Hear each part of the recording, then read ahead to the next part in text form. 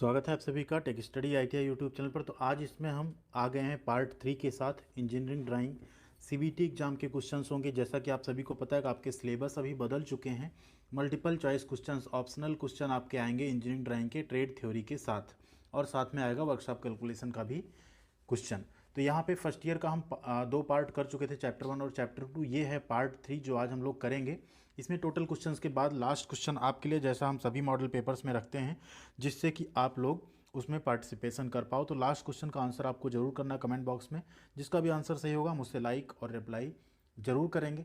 Channel पर नए हैं तो आपसे रिक्वेस्ट है, चैनल को सब्सक्राइब जरूर कीजिएगा। इस तरह से बेल आइकन को भी हिट करना मत भूलिएगा, जिससे आपको ऐसी सारी वीडियो, सारी अपडेट चैनल पे मिलती रहें, जॉब्स की, अप्रेंटिसिप की और पढ़ाई के साथ साथ। अब यहाँ पे बात करें फर्स्ट ईयर का, ये जल्दी हम कंप्लीट करने के बाद पार्ट 3 है, पार्ट 10 तक ऑलमोस्ट कंप्लीट हो जाएगा। ये वीडियो थोड़ा सा लेट आ रहा है। पार्ट 1 पार्ट 2 तो हमने एक एक दिन के अंतर पे दे दिया था। अभी आपको रेगुलर वीडियोज मिलेंगे। इसके बाद सेकेंड ईयर का भी हम पूरा पार्ट वाइज आपका करवा देंगे ड्राइंग का क्वेश्चन, जिससे कि आपको आने वाला जो एग्जाम है आपका अगस्त सितंबर में, उसमें कोई प्रॉब्लम ना हो। तो बने रहिए चैनल पे एंड टेलीग्राम पे जुड़ जाइएगा। वहाँ पे हम कोशिश करेंगे सारे पीडीएफ भी आपके साथ हम शेयर कर देंगे। डिस्क्रिप्शन में पहले 2 वीडियोज़ की भी लिंक है और टेलीग्राम की भी लिंक है। अब यहाँ पे बात करें तो ये चैप्टर 3 रहेगा, जिसके हम सारे एमसीक्यू यहाँ पे करने वाले हैं chapter and topic wise. Chapter का नाम होगा आपका लाइन्स एंड लेटरिंग। ठीक है, जो लाइन एंड लेटर राइटिंग होती है उसके रिलेटेड जितने क्वेश्चंस हैं वो इसमें दिखने वाले हैं आपको।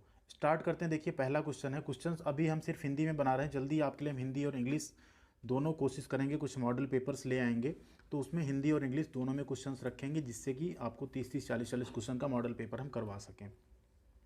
पहला क्वेश्चन देखिए यहाँ पे, सामान्यतः सभी प्रकार के झुके हुए यानी इंक्लाइंड लेटर्स जो होते हैं, जिनको हम इटैलिक प्रकार से भी वर्गीकृत करते हैं, इटैलिक प्रकार के अक्षर को ऊर्ध्वाधर से कितने डिग्री कोण पर झुका हुआ लिखा जाता है। मीन्स जो इटैलिक लेटर्स होते हैं उन्हें हम वर्टिकल से, यानी जो वर्टिकली हो कितने एंगल पे झुकाकर लिखते हैं, कितना इंक्लिनेशन उसमें देते हैं। तो यहाँ पे आपका राइट आंसर है 15 डिग्री। ठीक है, ऊर्ध्वाधर से दाहिनी तरफ। ठीक है, हम लोग क्या करते हैं 15 डिग्री झुका देते हैं। या यहाँ पे आप देखेंगे जैसे ये हो गया ऊर्ध्वाधर, ये झुकाव हो जाएगा दाहिनी तरफ का। ठीक है, अगर हमने इतना झुका दिया, दाहिनी तरफ का झुकाव हो गया। अगर बाईं तरफ से देखेंगे तो ये झुकाव आपका आएगा। तो यहाँ पे आप देखेंगे बाईं तरफ से झुकाव दिया है 75 डिग्री, टोटल होता है 90 में 75 आप माइनस करेंगे तो 15 डिग्री आपका बच जाता है। तो यहाँ पे क्या हो गया, 15 डिग्री आपका राइट आंसर हो गया, 15 डिग्री आपका राइट आंसर हो गया। नेक्स्ट क्वेश्चन है, देखिए ए प्रकार के अक्षर की ऊंचाई h के अनुसार दो शब्दों के मध्य दूरी कितनी होनी चाहिए। अब ध्यान दीजिए, यहाँ पे जो आप लेटर राइटिंग करते हैं उसमें 2 तरह के अक्षर होते हैं। एक होता है ए टाइप, एक होता है बी टाइप। ठीक है, जो भी आप लेटर राइटिंग करते हैं, सपोज करिए आप ए लिखते हैं, ठीक है, तो इसकी एक होती हाइट और एक होती इसकी विड्थ। ठीक है, क्या होती है, विड्थ होती है यानी चौड़ाई होती है। इन्हीं दोनों के रेशियो में क्या रेशियो आपका रखना है ऊंचाई और चौड़ाई का, या एक लेटर से 2 लेटर के बीच में दूरी जो होती है वो भी हाइट के टर्म में ही हम डिफाइन करते हैं। चौड़ाई, एक लेटर से 2 लेटर के बीच की दूरी, ठीक है, स्पेसिंग, करेक्टर्स के बीच में स्पेसिंग जो है, थिकनेस क्या है, सब कुछ हम एच के टर्म में, इसकी थिकनेस कितनी रहेगी वो सब हम क्या करते हैं हाइट के टर्म में, उसकी जो अक्षर की ऊंचाई है उसी के टर्म में डिफाइन करते हैं लेटर राइटिंग में। तो 2 शब्दों के बीच की दूरी, 2 शब्द से मतलब यहाँ देखिए अक्षर अलग होता है, शब्द अलग होते हैं। शब्द मीन्स होता है, सपोज करिए जैसे टेक स्टडी है, ठीक है, तो टेक एक वर्ड हो गया, स्टडी एक वर्ड हो गया। ठीक, ये क्या हो गए, शब्द हो गए। ठीक है, तो इनके बीच की दूरी कितनी रखी जाती है लेटर राइटिंग में, वो रखी जाती है 6/14h। ठीक है, कितनी रखी जाती है 6/14h, या इसी को हम कहते हैं 6h/14। तो ये आपका क्या हो गया, राइट आंसर सी हो गया। अगला क्वेश्चन देखिए, बहुत ही इंपॉर्टेंट क्वेश्चन है। ड्राइंग में छुपे हुए भाग को दर्शाने के लिए किस प्रकार की रेखा का उपयोग किया जाता है। जो हिडन पार्ट्स होते हैं उन्हें शो करने के लिए किस प्रकार की लाइन का हम यूज करते हैं, प्रयोग करते हैं। तो इंग्लिश भी हम बोल दे रहे हैं, तो इसमें आपको आई थिंक उतनी प्रॉब्लम नहीं होगी। पतली रेखा यानी थिन लाइन का, बिंदुकित अदृश्य रेखा यानी डॉटेड हिडन लाइन का, सेंटर लाइन का, या एक्सटेंशन लाइन का। तो यहाँ पे आपका राइट आंसर हो जाता है डॉटेड हिडन लाइन का। जो हिडन लाइन्स होती हैं उन्हें हम डॉटेड दिखाते हैं, जैसा कि आप यहाँ भी देख सकते हैं। ये हिडन लाइन है साइड व्यू में, कैसे दिखाई गई है, डॉटेड। ठीक है, इस तरह से आपका डॉटेड लाइन ये रहता है। अगले क्वेश्चन पे चलते हैं। उम्मीद करते हैं आपको समझ में आ रहा होगा। कमेंट करके आप लोग जरूर बताइएगा कैसा लग रहा है वीडियो आपको। एंड वीडियो को लाइक करना, शेयर करना, चैनल को सब्सक्राइब करना और टेलीग्राम पे जुड़ना मत भूलिएगा। अगला क्वेश्चन देखिए, बी प्रकार के छोटे अक्षर, अभी ए प्रकार की बात हो रही थी, लोअर केस लेटर्स के आधार रेखा के मध्य यानी जो बेस लाइन है उसके मध्य की दूरी कितनी होनी चाहिए। तो यहाँ पे बेस लाइन के मध्य की जो दूरी होनी चाहिए बी प्रकार के लेटर की, वो होती है 14/10h, या इसी को हम कहते हैं 14h/10। ठीक है, तो ये आपका राइट आंसर हो जाएगा 14h/10। नेक्स्ट पे देखते हैं अगला क्वेश्चन। देखिए, चित्र में दी गई रेखा किस नाम से जानी जाती है। ऐसे क्वेश्चंस बहुत आएंगे आपके पास। लाइन दे दी जाएगी, पूछा जाएगा कौन सी लाइन है। ठीक है, डिफरेंट डिफरेंट टाइप की लाइन होगी, आपको बताना होगा कौन सी लाइन है ये। तो यहाँ पे अगर हम देखें तो ये कौन सी लाइन है, आप देख रहे होंगे ऐसी लाइन है, देन ब्रेक है। ठीक है, लॉन्ग ब्रेक लाइन जैसे बोलते हैं ना, तो इसे हम लोग बोलते हैं लॉन्ग ब्रेक लाइन। ठीक है, क्या बोलते हैं, लॉन्ग ब्रेक लाइन। किस चीज़ के लिए इसका यूज़ करते हैं, तो इसका यूज़ किया जाता है किसी बड़े पार्ट को दिखाने के लिए जिसको कि हम ड्राइंग शीट पे पूरा नहीं बना सकते हैं, तो इसे हम बोलते हैं लॉन्ग ब्रेक लाइन। ठीक है, ऑप्शन ए आपका यहाँ पे राइट आंसर हो गया। अगला क्वेश्चन है यहाँ पे, हाँ चलिए उससे पहले आपको थोड़ा सा यहाँ दिखा देते हैं। लॉन्ग ब्रेक लाइन में अगर आप देखेंगे कितने तरह की कौन कौन सी लाइन होती है आप देख सकते हैं, आपके लिए हमने स्पेशली इसको बनाया। यहाँ पे आप देखेंगे ये है कंटिन्यूअस थिक लाइन, इसे जनरली हम विजिबल आउटलाइन, विजिबल एजेस के लिए बनाते हैं। कंटिन्यूअस थिन लाइन को हम generally dimension line, projection line के लिए यूज करते हैं। इस तरह की continuous thin free hand line जो होती है, इसको बाउंड्रीज हो गई, लिमिट हो गए, या इंटरप्टेड व्यूज होता है उसके लिए यूज करते हैं। Continuous thin zig zag line, ये लॉन्ग ब्रेक लाइन, इसको क्या बोलते हैं, लॉन्ग ब्रेक लाइन, बड़े पार्ट के लिए। ये डैश थिक देख रहे हैं, इसको हिडन आउटलाइन बोलते हैं, हिडन एज बोलते हैं। चेन थिन एक लाइन होती है जिससे हम सेंटर लाइन, इसमें क्या होता है एक फिर छोटा फिर एक फिर छोटा, इसको चेन थिन बोलते हैं। ये जनरली सेंटर लाइन या लाइन ऑफ सिमेट्री होती है या ट्रैजेक्टरी होती है। ठीक, तो इतने तरह की यहाँ पे लाइंस होती हैं, इनको आप जरूर स्टडी कर लीजिएगा, इससे क्वेश्चंस आपके आ सकते हैं। अगले क्वेश्चन की बात करें तो बी प्रकार के छोटे अक्षर लोअर केस लेटर्स की ऊंचाई विदाउट स्टेम, यहाँ बिना होना चाहिए। ठीक है, सॉरी यहाँ पे बिना पढ़िएगा आप लोग, ठीक है, जो हाइट है उसकी बिना स्टेम और टेल के अनुसार, मतलब बिना स्टेम और टेल्स के छोड़ के कितनी होनी चाहिए। तो बी प्रकार के जो छोटे अक्षर होते हैं लोअर केस लेटर्स, उनकी ऊंचाई होती है आपकी 7h/10 या 7/10h, इसको आप पढ़ सकते हैं। बुक में जनरली आपको इस तरह से लिखा मिलेगा 7/10 इंटू एच या 7h/10, इसको आप पढ़ सकते हैं। ठीक है, तो इतनी होनी चाहिए आपकी बिना स्टेम और टेल के उनकी ऊंचाई।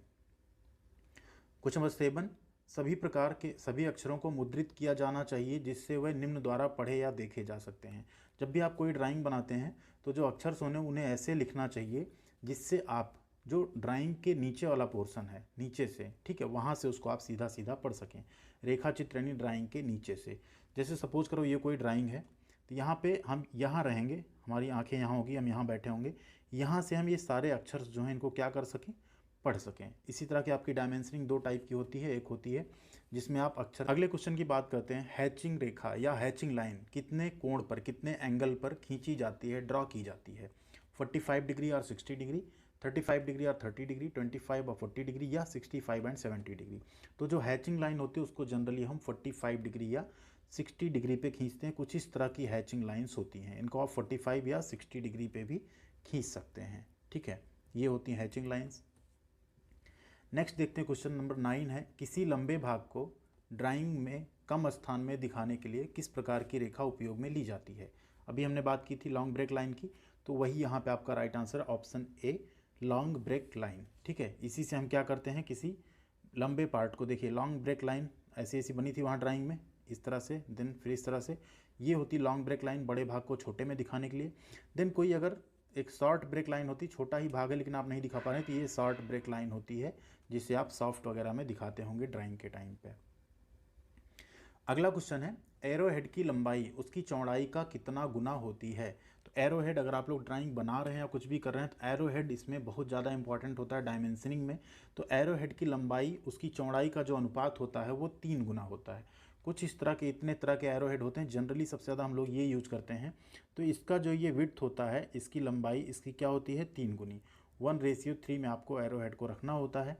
ये इतने तरह के एरो हेड आप देख सकते हैं, लेकिन सब में रेशियो जो है क्या रहेगा, सेम रहेगा। तो आप लोगों ने भी ड्राइंग में इसको देखा होगा, कई बार आप लोग क्या करते हैं ड्राइंग बनाते हैं बस इस तरह से कर देते हैं, या एरो आगे नुकीला नहीं होता है। तो ये सारी चीज़ें ध्यान रखनी होती हैं कि कोशिश करनी है ऐसे दिखाना है उसको कि हमारा जो चौड़ाई है और जो उसकी लंबाई उसका रेशियो 1 और 3 के अनुपात में हो।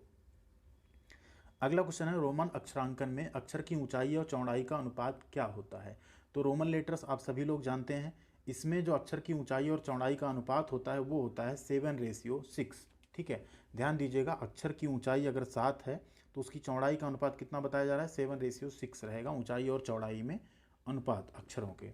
सपोज करिए जैसे आप 4 लिख रहे हैं तो 4 को आप क्या लिखते हैं, जैसे 3 आपने लिखा, 4 आप then V I V double I. ठीक है, तो यहाँ पे यही हाइट एंड विड्थ की बात की जा रही है।